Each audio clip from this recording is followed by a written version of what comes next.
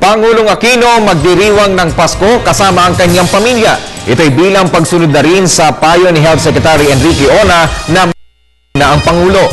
Kaugnay nito, tiniyak naman ng Malacanang na nakatutok ang Pangulo sa sitwasyon sa bansa. Ang detalye sa ulat ni Elena Luna. Ngayong Kapaskuhan, magagawa ng magpahinga ni Pangulong Aquino. Ayon kay Communications Secretary Ricky Carandang, susundin na ng Pangulo ang medical advice ni Health Secretary Enrique Ona na magpahinga. Sa araw ng Pasko, makakasama ng Pangulo ang kanyang mga kapatid at kanilang mga pamilya sa Maynila. Pagdating ng Miyerkules, pupunta naman ang Pangulo ng Tarlac pagkatapos ay sa Baguio. Ayon kay Carandang, makakasama ng Pangulo si Secretary to the Cabinet Jose Rene Almendras at ilang personal na kaibigan.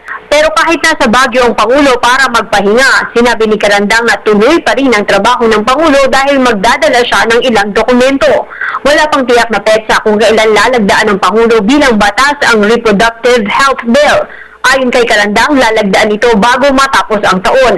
Ayon rin sa kalihim, hindi naman magtatagal sa Baguio ang Pangulo dahil kakailanganin niyang bumalik ng Maynila para pangunahan ang pagdiriwang ng Rizal Day sa December 30.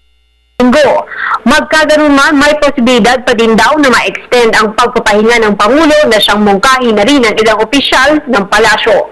Para sa telebisyon ng Bayan, Elena Luna.